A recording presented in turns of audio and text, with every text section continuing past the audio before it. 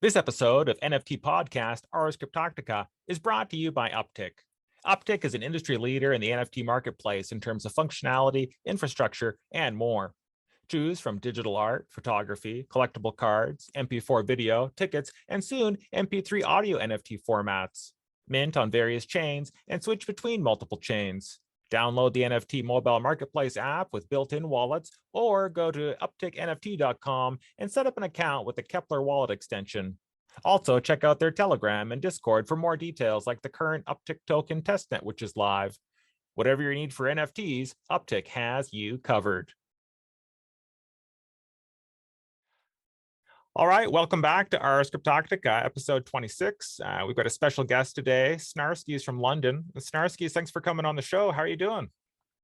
Good morning, good evening. I'm still alive. How are you? I'm good. You're looking good. You got a nice camera set up there. Did you make that art behind you? No, unfortunately, no. Just a reproduction of some abstract. A bit of color for the background. You have great background as well. We're almost matching. Thanks. So what do you want people to know about you? How would you introduce yourself? You're an NFT artist, or? So I started from the beginning. I started attending the art school for 6 years alongside my gymnasium. So I was going to study traditional drawing, academic drawing, painting, composition, animation, everything alongside the school. And later I started to study in London at London South Bank University, digital media arts. So that's why I had a journey from traditional art and start slowly moving into that digital space where you had some commercial opportunities, like what you're gonna do actually with the art. It's cool that you can draw well, it's cool that you can paint it well, but how you can use those skills. So this is where digital came, that okay, you can create animation that could be used for commercial use. And then at the university we had opportunity to touch a bit of everything, like a programming, animation, video editing, and all of these things that you can actually use in a real life. So where you have a bit of skills of art taste, actually knowing what's aesthetic and pretty, and also that commercial view where you can use your creativity and use it for commercial use. So I started from that point, and I was working on digital painting since when I was 15 years old. So I got my first tablet and just started to play around. My first game actually was Adobe Photoshop on my PC. I didn't have any other games. Parents didn't allow me to play any video games, so we had like Photoshop, Corel, and that's it. You could paint and draw. That's it. Good. So started from there, play around with the Flash animation software as well. And now what I'm trying to achieve is get into that NFT space. Now I joined literally 1 year anniversary now when I uploaded, minted my first NFT piece, and now it's been a journey. It looks like 1 year, but it seems like so many things happen in this space. Like first time I uploaded, nobody knew what it is. I couldn't really understand what are the differences, but after some time, you could see on the big media, CNN, on all the news pages, NFT, and it exploded. I didn't expect that it will come so quickly today, mass public. But yeah, so the beginning was working alongside, and nothing really changed. It's just technology arrived where I see that this digital art can really live on the blockchain. So nothing changed, just technology changed that gave artists this opportunity for exposure and actually show people that there is some kind of value for digital assets. Nice. So you've been in it for a year, the NFT art. What do you wish you had known when you started out, or what advice would you give to someone starting out? Have you got like a top 3 things that people should be aware of if they're getting into the scene? To be honest, when I started, I didn't know anything at all. I just followed the steps. There was no YouTube videos, no no blogs and nothing, very little information. So literally I was just following the steps. And I think the best thing to do is to just try it and do it yourself, just practicing and do it yourself. I think that's the best way to learn. You can do some research, but now it's getting to that point that there's so much saturated information, which is kind of helpful. But I think if you won't practice it, you won't know how to do it. You can read it about things, but if you're not doing it, it's a bit different. So I think just step by step, create your profile, try to mint your pieces, and just see how it works for you. Yeah. Yeah. What's your favorite platform now? Where do you mint your stuff mainly? My main platform is OpenSea, and secondary would be Rarible. I know there's the other places, but they're quite difficult to get on them. I know that you need to have invitation, and I know that you need to. I tried to sign up for others, but you need to film an awkward video about who you are and why you want to be on the platform. So I remember that it was that entry barrier because I hate my voice. I hate recording myself, so I didn't pass that entry barrier. So main is OpenSea and Rarible at the moment. Nice. Does anything frustrate you about those platforms? Is something lacking? Is there something you'd like to see, or you're pretty satisfied? It's to be honest, I wouldn't criticize them because it's just impossible to control it. Anything like you see what's happening on social media, like it's difficult to censorship like a speech or images or anything happening there. So I think OpenSea, Rarible, all these platforms are like kind of into social media space where they are like bombarded with so much of art, and that people from their side, they cannot just check on everything. So now it seems like those platforms are saturated with anything, like people are just uploading it. So I think they just need from their side to have a bit more capacity of controlling and sourcing the pieces, because there's so much spam at some point. If you like put some keywords, you have like millions of same JPEG or GIF on a few pages. So I think the search experience is not the best at the moment. You could somehow advance it and shuffle the artworks, because literally if you type a name and then you have like 500 same GIFs for 5 pages, perhaps, and that's controlling somehow the flow of the imagery. On Rarible, you mint with ETH, or what do you? So yes, at the moment I minted with ETH mainly. I tried with Polygon because it allowed me to do like a multiple copies, but normally I do one-of-one editions. I think that's the best, especially from the art perspective. But and also I just discovered that OpenSea and Rarible, they are kind of like interfaces. So whatever you mint on OpenSea, it appears on Rarible, it like mirrors, but also you can separately mint on Rarible. So it's interesting interface, but I think once you use your same wallet, it doesn't really matter where your artwork is. I think from artist perspective, you want a bigger exposure, but from buyer, it doesn't really matter, because those platforms are more just like an interface of the Ethereum blockchain. Yeah, I checked your website. It's super cool. I didn't see any social media links though. Do you do social media? Yes, I have supposed to be a thing on the website, Instagram and Twitter, my mainly ones. I started to play around with the TikTok, but there's a bit more effort for the videos because my main visuals are still images, and sometimes I do animate them as well. But now mainly I try to work hard, heavily on still images production. But Twitter and Instagram would be my main ones. Website, it always remains like your third or fourth platform where you literally need to log in, upload new pieces. It's like in these days, even 5 years ago, like creative people stopped updating their professional personal websites. So it's kind of there behind like 3 months, 2 months always with artworks. Yeah, I hear you. But I think the website has a lot of can make a big impact because people put stuff as they create on Twitter. I think Instagram's good too. I'm not a huge fan, but anyway, regardless, it's on there. But well, maybe on Instagram it's better to see someone's work history. But I find on Twitter it kind of gets messed up, with retweeting and this and that. And if it's just Oh all yeah, on one website, and you can have collections, kind of have it separated.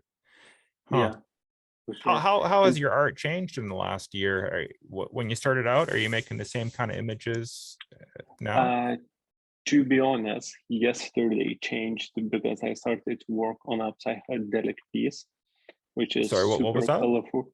Psychedelic, very Cypherdelic? colorful. Okay. Yeah, so very colorful, very crazy mix match colors. So it will be one of their a bit like a brighter and happier pieces because lately I did some dark ones. Mm-hmm. I think now I'll break it up with a new artwork. I will upload it tomorrow.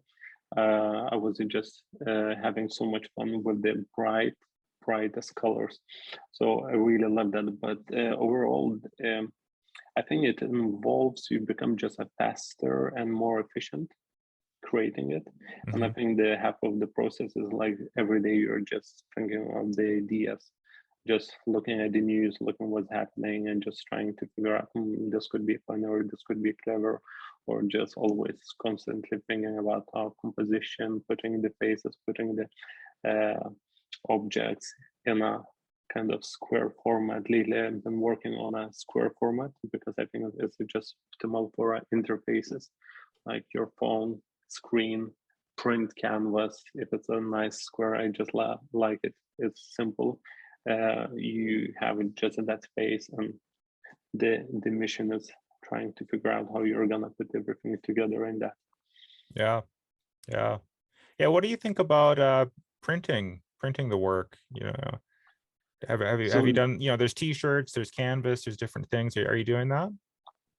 absolutely. I think that's why NFTs change because when you before had that digital artwork, people didn't really have that much of, didn't see the value in it. Mm-hmm. It was like, okay, it's cool if it's a t-shirt, it's cool if it's on canvas, but people doesn't have the capacity of the collecting as well so much and hang it large pieces. So I think that's why NFTs have a bit of advantage that you can create your beautiful digital cool gallery that you can show people instantly on your phone.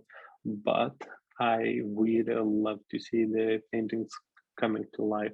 What I love to do is to print on a large canvas that is stretched on a wooden frame, and also on the top apply a layer of paint and apply a layer of a gold leaf. So I have some coming that I'll be adding a layer of paints, and perhaps this will be part of the NFTs where the owner will receive canvas as well. So I love to see the pieces on a objects. Absolutely. Nice. Nice. How do you do that? You've got like a local shop or use some Uh, mainstream? Absolutely. So you look for the supplier that has the best quality of the canvas, the Mm-hmm. texture, and you do like a simple print. And then on the top, you're just working with the acrylics. That is super easy to use, very quick to dry, and it has no smell. So this is the most important, opposed to oil painting. That is just a terrible. You need to have like a super good conditions, like the best would be like working outside, but you have all the dust and all the wind around you. So far, acrylic super easy and clean to use it, and also some gold leafing. I think this change a bit of increase dimensions for your 2D painting. It gives you that little bit of shine, little bit of reflection that makes your painting really stand out. Yeah. So I really love that, taking from a digital, making into a physical piece, adding that physical paint that gives you a bit of 3D effect, and it's just completely different experience. Yeah. I want to see that. Have you got a picture you can send me later, or is there something on your website? Absolutely, I Yeah. have picture and I have video of I printed and painted. It's a 1 meter 20 by 50 centimeters, and I'll send you video and a picture. Awesome. Awesome. So what kind of software do you use? You still using what you used before, or you've evolved to something else? To be honest, I use the same brush that I used since I was 15. So now for 15 years, I've been using Corel Painter. Mm-hmm. So it's the best for me software for textures and paint brushes, and Photoshop is more or less for retouching it completely. It's basically for cutting and just adjusting very small things, but then mainly Corel Painter. Beautiful brushes, really nicely mixes up and gives you a great experience of actually painting it. Just the flow of the brush, of digital brush, it feels really, really satisfying. And then I use Photoshop mainly for texturing. So the latest artwork I did really bold and just a plain color, but normally what I like to add is textures. So it just makes a just special touch that brings that painting to life. The objects, it just takes to the another level. I love like a 3D artworks that they're super realistic. So I think for a 2D painting, when you attach some textures of like a real paintbrush or some broken concrete materials onto a painting, and then you blend it, it looks really great. So really love playing with the color and the texture to see how they're overlaid together. Nice, nice. Do you have a favorite artist? Could be traditional artist, NFT artist, or I don't know, some other artist. In general, like I love everything. I love what people are doing, especially if people are doing completely different. So it inspires me. I think from traditional artists, I would say Salvador Dali. It's just that thinking beautiful art that was made so many years ago, and it's timeless. It's timeless because it's surrealism, it's visions, and it never gets old. So I really love it just to see like, oh, wow, how crazy people could envision some objects. And from latest one, I would say Beeple. I Mm-hmm. love what he's doing as well. Nice. So it's completely different styles, but and overall, I love everything, and photography and videos and everything inspires you. Cool. Cool. Even the PFPs, like the Bored Apes and the CryptoPunks. Oh yeah. Yeah. To be honest, they're just very creative because it's not about the complexity. It's about the creativity for me. So for example, I don't know if you're aware of the latest project that was quite big, is Invisible Friends. No, I don't know. It's Tell me about that. it's quite big collection. We can pull up perhaps. Basically, you have a character that there's no character, but you have only accessories, and he's loop walking. And what I love about that, it's like a super clean, bold colors, but what you have like a creativity around the character that you don't have anything, just accessories. The way the accessories move and just a creativity around that. Absolutely hilarious. Some characters have like a cat, some characters have like just tape around them. It's just a super creative, super simple, very bold. And I love that. I love that. And you can, I think it's like a 6,000 of them. And Mm-hmm. you just look at different character and it's completely different. And you think like, oh my gosh, there was so much work to figure out like, okay, this character will hold this character will have that. So same with the apes as well. I just love looking at them because there's so many, so different. Everyone has like their own personality. So for me, it's not like about the complexity of the like a craftsmanship, like, oh my gosh, this is super realistic or this is super well rendered. That's all about like, oh my gosh, this is just funny or cool or just creative. Nice. Yeah, on your website, you don't have a virtual gallery. Did I miss it, or are you... I think you can click it on I would need to play around with it. Let's see if I have snarskisart.com. Should be at the top, home, gallery, news, about. So this would be my website that has just very few pieces at the moment. Mm-hmm. And at the top we have gallery. And yes, I didn't update it for a very long time, but I have a few paintings here. Nice. And mainly, perhaps the best space is open. See with the full size, and here we are. So that would be kind of my main platform, and the latest pieces will be always there. So the way I upload now is I announce it on my Discord, and then I go straight away on a OpenSea, upload it, and then goes on the social media, because I noticed there are some replicas of the pieces that some other accounts are trying to repost it. So I'm just being a bit careful that original record always remains on a OpenSea or my socials. Mm-hmm.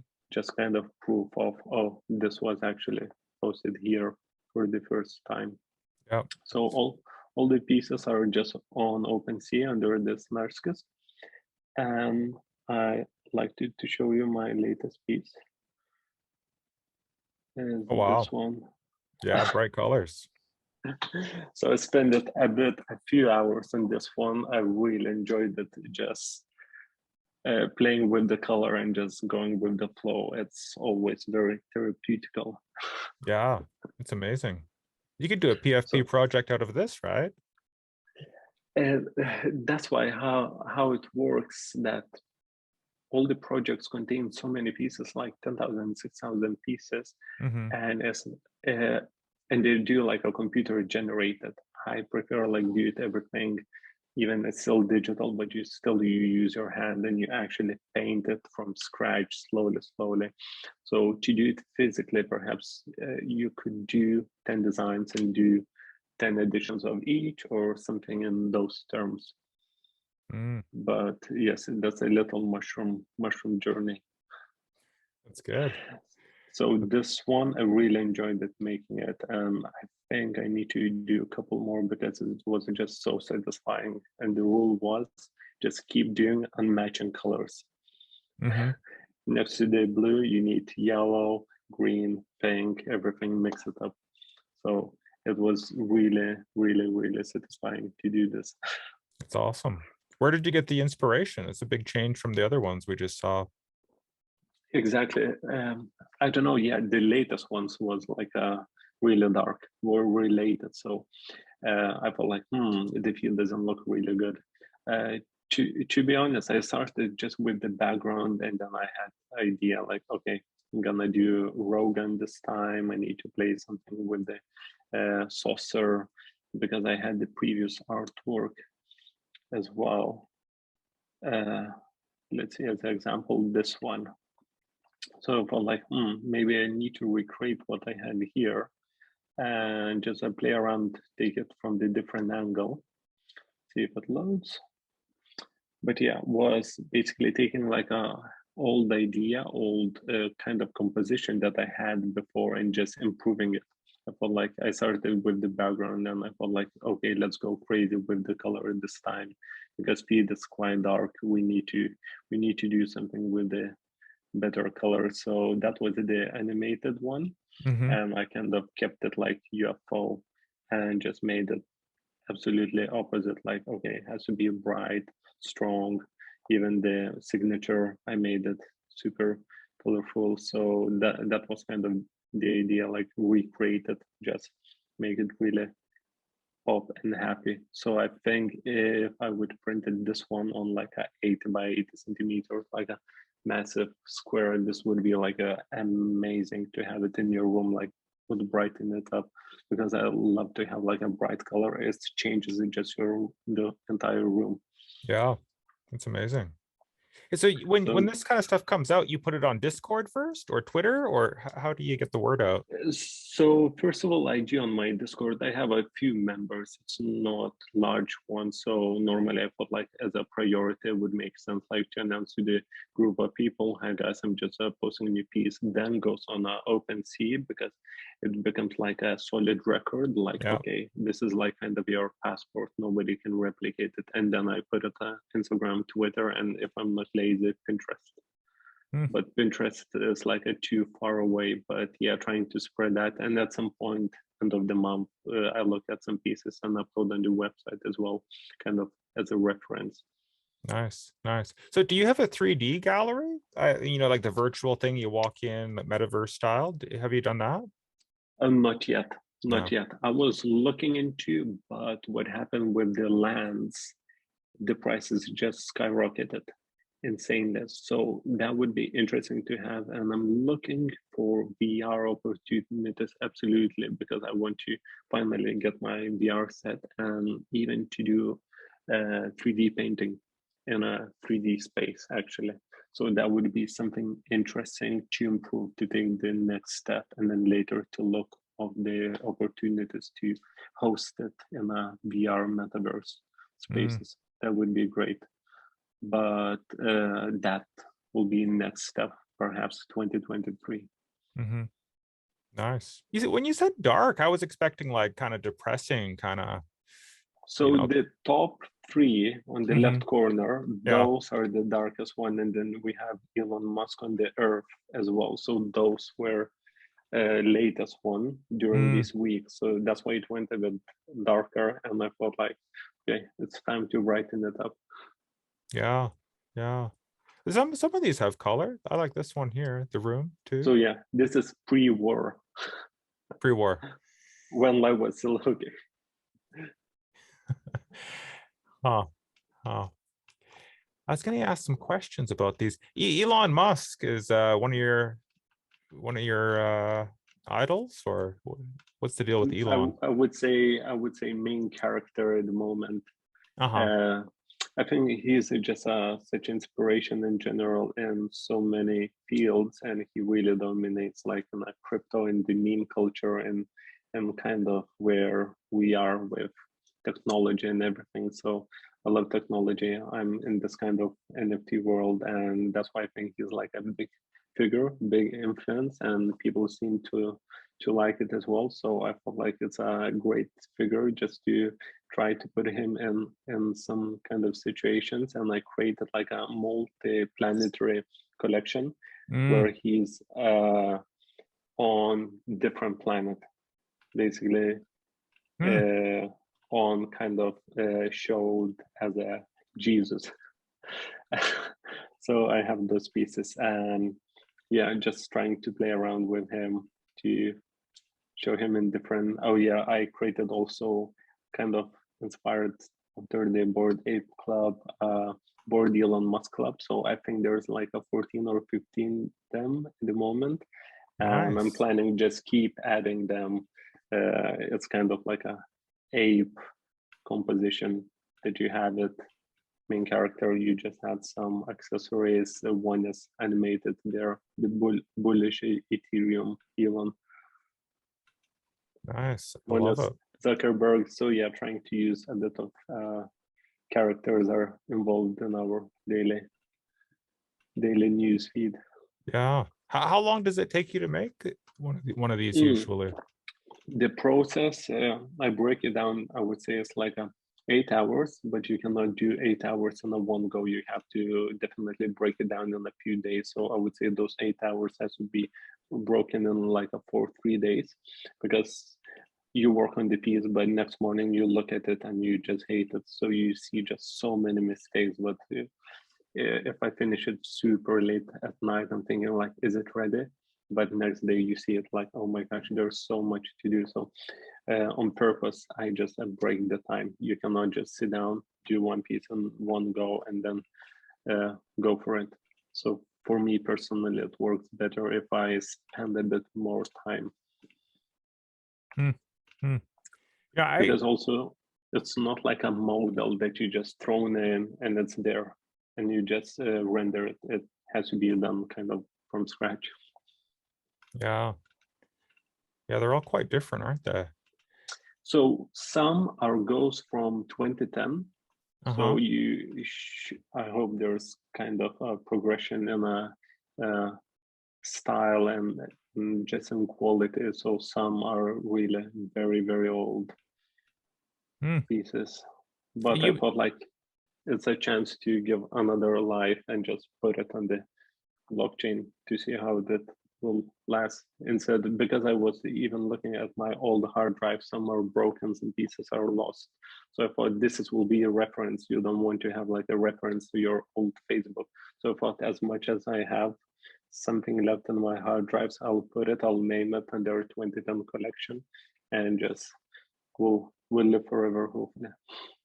Yeah. The animation's done with the same software, or you use something else for that? I use After Effects or Premiere, so a bit of everything, depends how complex I want to make it. So Premiere is very simple for just kind of GIF animation and loops, and After Effects I use it if I want to a bit like transform the figures. So it's built with a couple of layers and just trying to create this kind of loops.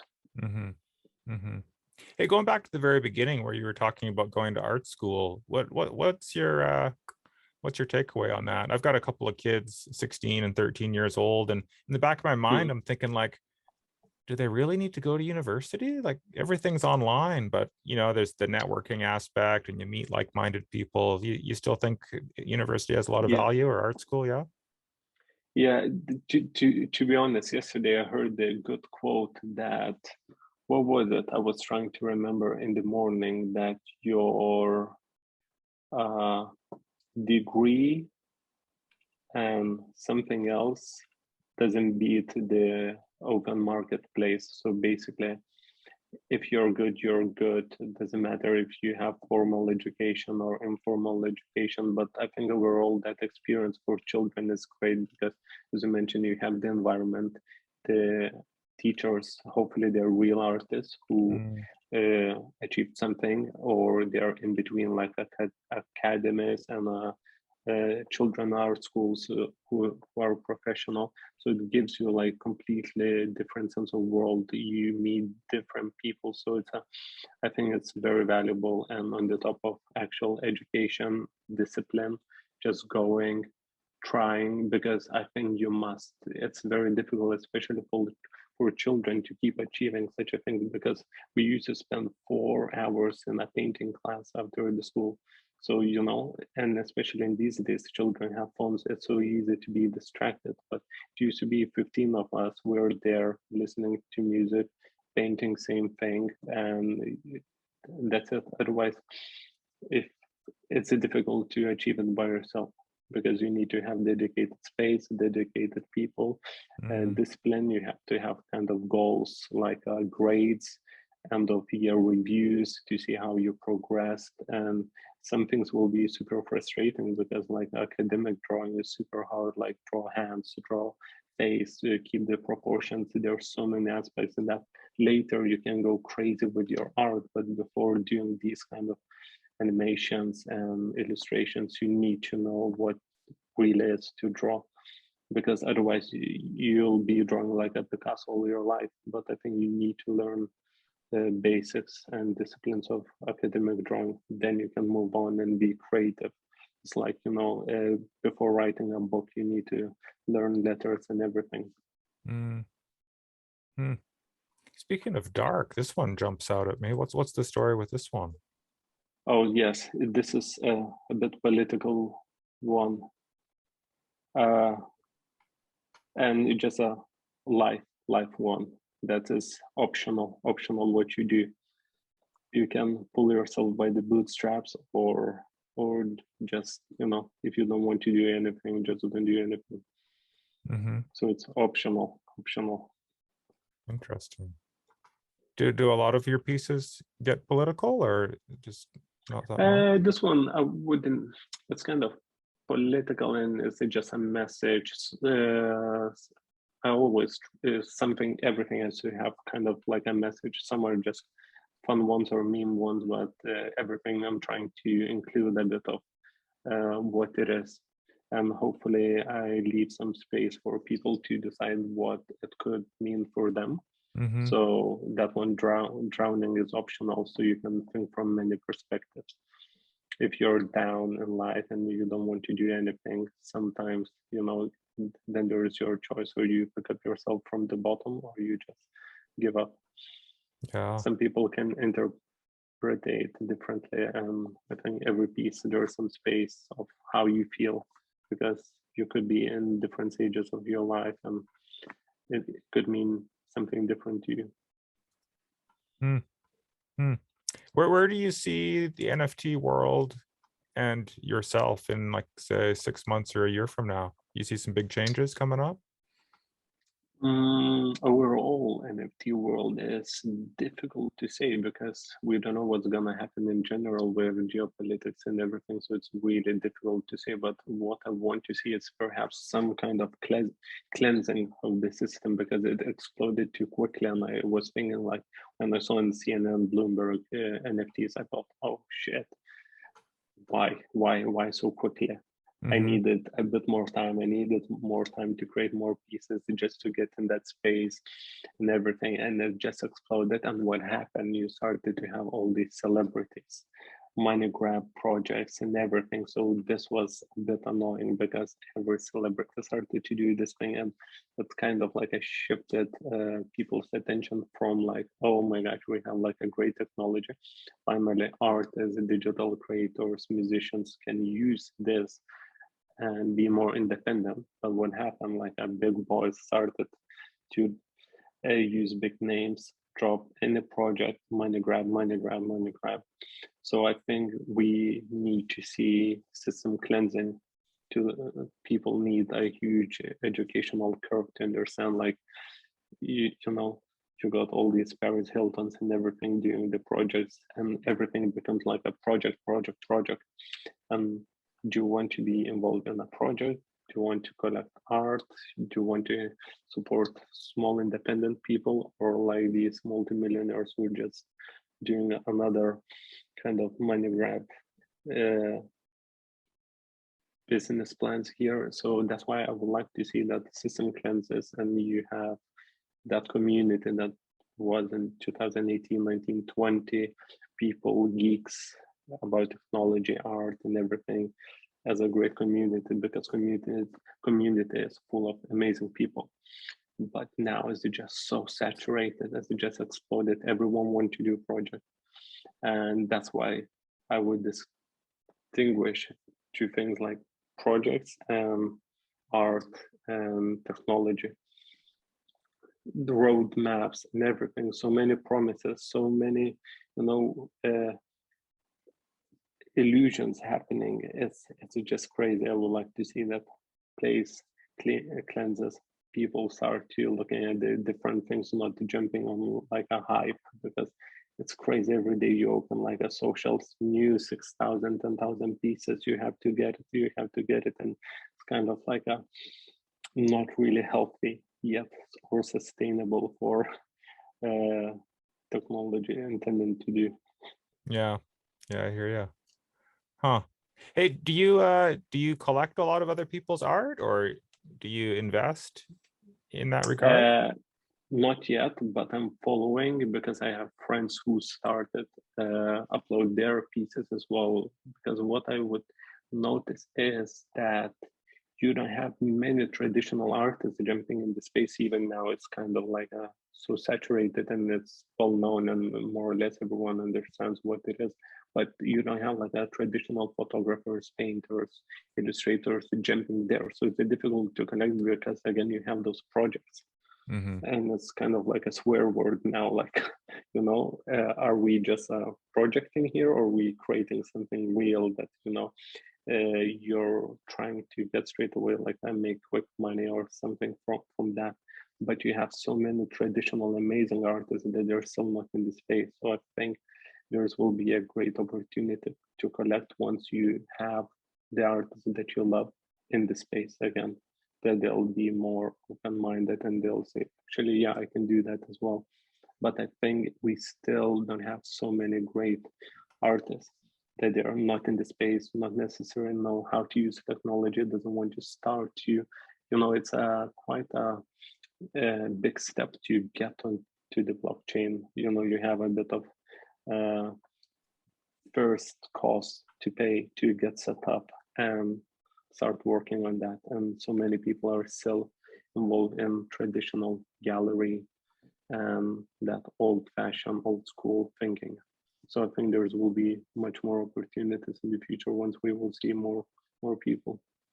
Yeah, I know it's a big step for a lot of traditional artists to get into the blockchain space, the NFT space. I don't know why. I think some people just have a wall. Like I've introduced some platforms to some of my friends, and they've gotten on Instagram, Facebook, they can figure that out. But as soon as it's something that's a little bit different, it's another step. But I'm sure same people were holding on that social aspect as well. Like I don't need it. I post it on the magazine or I post it on my Facebook and will be enough. So it's just entry barrier. You don't have so many people yet on that TikTok as well, because they'll say, okay, I already have these socials. So that's why it's that barrier, like to do it. And if it's cost involved, and then there's a bit of technology, I don't know how it's working. I don't know anyone who can help me. I think it's just that entry. Yeah, it'll take time, I guess. Okay, I think that's almost all the questions I have, Snarskis. Do you have any questions for me, or is there anything else you want to talk about? Absolutely. I would like to learn like your journey, why you started the podcast, your experience in the NFT space, and your views, your opinion. Yeah, well, I don't like talking that much, but I'll try my best. So I started about getting into the NFT space about a year ago. A buddy of mine, the guy who made this image behind me, he goes by the name Art4Anarchists, and he's on different platforms. I knew his art from before he got into NFTs, and I knew he was an amazing artist, and I wanted to help him out. And so I suggested making a podcast, and he said he didn't want to just be like monologuing and stuff like that. So he wanted to have someone to, do some questions and answers back and forth. And that's how I kind of started making the podcast. He's been a little bit busy recently, but he's planning to be back on more regularly, maybe from April or May this year, hopefully. Art wise, I don't call myself an artist. I've made some images and tried promoting them. Yeah, everyone is an artist. If you create something, yeah, I guess so. So my 9 to 5 is actually working in junior high schools in Japan. It's where I live, and I love making worksheets, and I love efficiency, and I love like things being crystal clear. So I guess I do have a bit of creativity in me in that regard, but yeah, but I haven't had that much success in the NFT space. I bought a it's tablet. just the beginning. Yeah, just got to practice, I'm kind of busy too. I work 6 days a week doing other stuff. So when it gets around time to make something, I'm either tired or just want to, relax. I got a tablet thinking I could make like digital art, like an XP pen sort of. You can't see on the tablet. You got to plug it into the computer. I don't know what it's called, but anyway, tried messing around with that, but I'm always too busy. The tablet, that you have by your side, and it's not like a screen.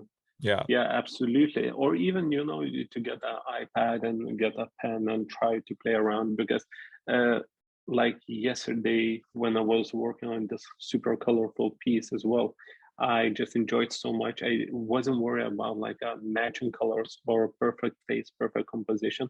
I just enjoyed the process. I wasn't just like having experience of a coloring book.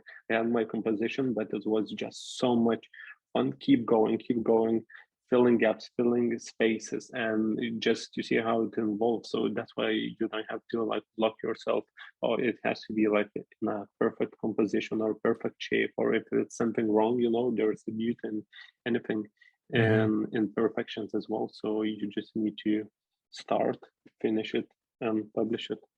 Yeah.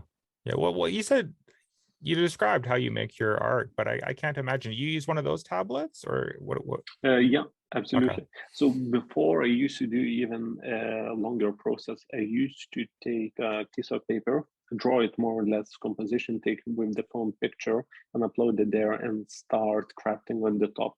Now what I do, I take like starting with a collage, I grab some pictures, I crop, I compose in a square to see how it works, and then I'll start the drawing process. But then I have like, if I'm gonna take like a spaceship, how it's gonna fit in there. So for me, composition is very important. Like one of the steps, and that's why children needs to go to school, because you learn composition first, which is really very important. And people don't really think about the composition, but I think it's one of the starting points, that if you compose your objects nicely, correctly, it will look good for your eyes. Because if it's incorrect, you might not know it, but it will feel you uncomfortable. You'll look at it and you'll think, it's something is incorrect, something is wrong, something is annoying you.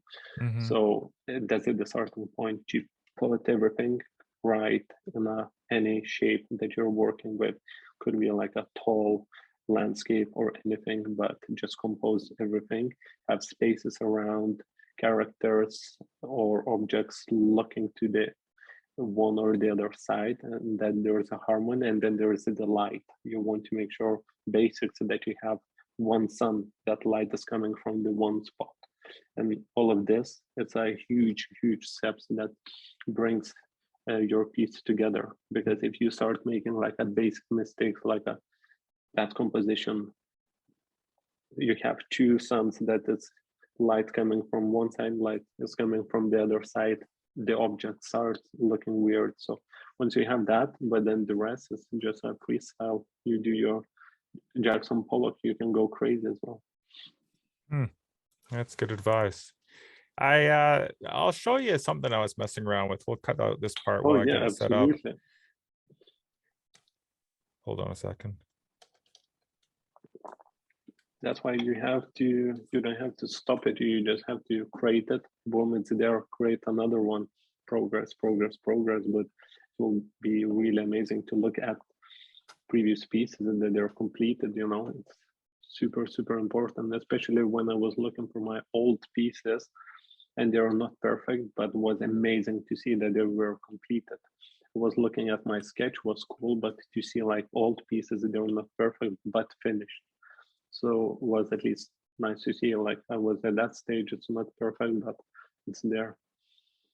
Yeah, the evolution. So the concept is there's like good guys or bad guys, and people can choose what they think. It's kind of political. There's actually four different cards, and I was hoping that it would be a bit more popular, but I guess networking is hard. I think you can see somewhere in here how many that have sold. Yeah, so I just tried making that's something I was working on, but it takes a long time, Yeah, it takes exactly, like an hour or two, and when you get home from work. But and the thought process and the idea, but also at the end, the actual, you have to put work on it. And for sure, it's great. I love it that there's the idea concept, and then on the pieces you can play around with the style and everything, but at least there's like a thinking behind.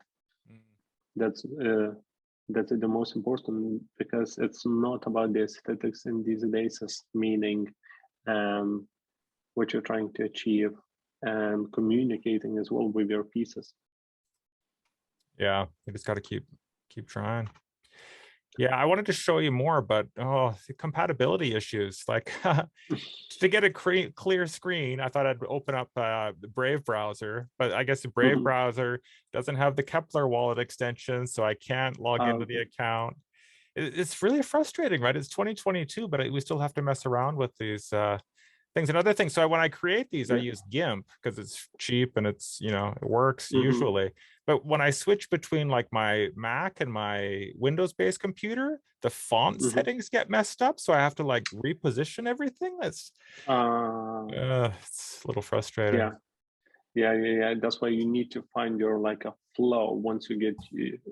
That's why this is just a process. It's normal once you get used to your flow, how you work. Like I started with taking images, and then doing this, and then quicker was like, okay, maybe I'll just use already. Like I don't need to take image of a texture outside of the floor. I can go and find textures online.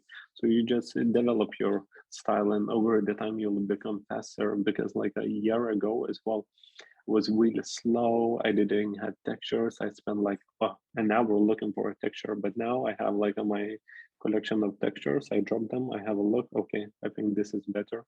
So it's just that over the time you will be more efficient, faster, and you just know what you're doing. But for the very first pieces as well, it's curve, huge curve.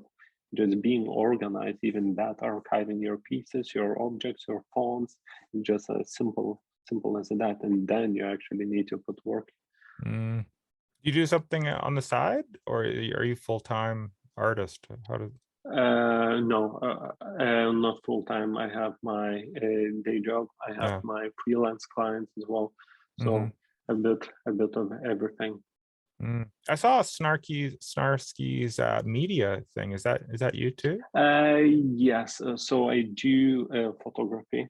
I love filming. I do many things because at university we had opportunity to touch a bit programming, animation, video editing, everything. So that I found it fascinating because it allows you to touch a bit of everything, but the rest you need to go home, and if you like, keep practicing, because at uni you have like 3-4 hours, just to learn basically, but to improve it and get professional into, you need to do it yourself. So I just love everything. Nice. Everything what we tried. So I felt like came back home. Okay, then I got camera, started taking images, videos, started editing. So that's why that was like a more like a freelance try to do photography, product photography, videos, and all of this. Yeah. So all the skills were very useful. And then I built my own websites. The first ones were like HTML, very simple HTML. Now you have so many services that allows you just to almost drag and drop everything. What do you recommend for the websites? Depends what purpose is, what purpose it is. Like galleries and stuff? Promoting in galleries? Galleries, I would use kind of old school, was brand new breaking technology, WordPress, because it's super free. So free that you have the platforms that you're locked in with monthly prices. Then you have apps, everything is paid. Like I find Shopify really expensive because you have your monthly fees. Then if you need some simple apps like integrate like something more fancy or drop downs or things like that, you need to pay $5-7 for everything. So I think WordPress has so much free options. There's a bit more of work that you need to do, but I find it more flexible because Shopify, what are Squarespaces, they look amazing. But when you start building it, it actually, it doesn't look like they showed. But of course, it's that's why I think WordPress is most flexible. So much free sources. You plug it in, try it, you don't like to delete it. I really like that. And you need a bit of knowledge, but you can really use beautiful templates there as well. They're involved over the years. So now it's actually more choices, but you're not locked in with the prices. You just have your domain, your host, and that's it. And you can play with your WordPress, export it, save it as a backups as well. So it's less customer service there. You need to know more or less what you're doing, but your host could help as well if something goes wrong. But I would say WordPress, very old school. Okay, that's good advice. Now I've got some GoDaddy accounts, and yeah, the subscriptions suck. It's like I Oh, spend like $100 a month, and half the websites I don't even really use, but I'm afraid about, losing them. So I just yeah, this is what happened to me, that I got like a lot of domains and everything. And at the beginning, it's free, it's cheap. After mm. 6 months, boom, you're hit with the massive bill and hosts and emails. You want to have email, more than 10 emails in your inbox, boom, extra price. Yeah. So everything gets really quickly very expensive. So, and then if you have on the top all these platforms, it's like that's the game. They got people, they got clients, and now they just pump the prices, and that's all. There's quite difficult to migrate because everyone more or less are raising the prices to keep the floor of that. Yeah, I got to get on WordPress then. I tried it out before, but yeah, there's like a learning curve, I just got to But figure it out. you know what? Open YouTube video that is like a 2 hours or something. Hmm. Go through it, and that's it. And then just keep practicing, making the mistakes, delete it, going back, try something else, and that's it. Yeah. But I really love it. It's flexible. But if it's something for commercial, like shops, like stuff like that, use for sure Shopify, all of those, because something like on purpose made for commercial use, so you expect to make profits. So it makes sense to have that expense for yourself Mm. as a business. But the rest, like for art projects, I would recommend WordPress. Less responsibility. Like, oh, I have these bills coming all the time for their service. It's something like so much free tools. It's great. Cool. I'll check it out. All right. I want to talk more, Snarskis, but I think we got to wrap it up pretty soon. Yeah. Anything Absolutely. else? What should people, you plug your website, or of course I'll put in the show notes all your links and that, but Okay. Yeah, absolutely. So my main platforms would be Instagram, which is Snarskis_art, and Twitter should be the same, Snarskis_art. And there's my latest updates. And sometimes I promote people to join my very small Discord where we can gossip. sounds good. Okay. Well, thanks a lot for coming on the show, and take care. Yeah. Thank you so much. Have a Take good care. night. You too. Bye-bye. Bye.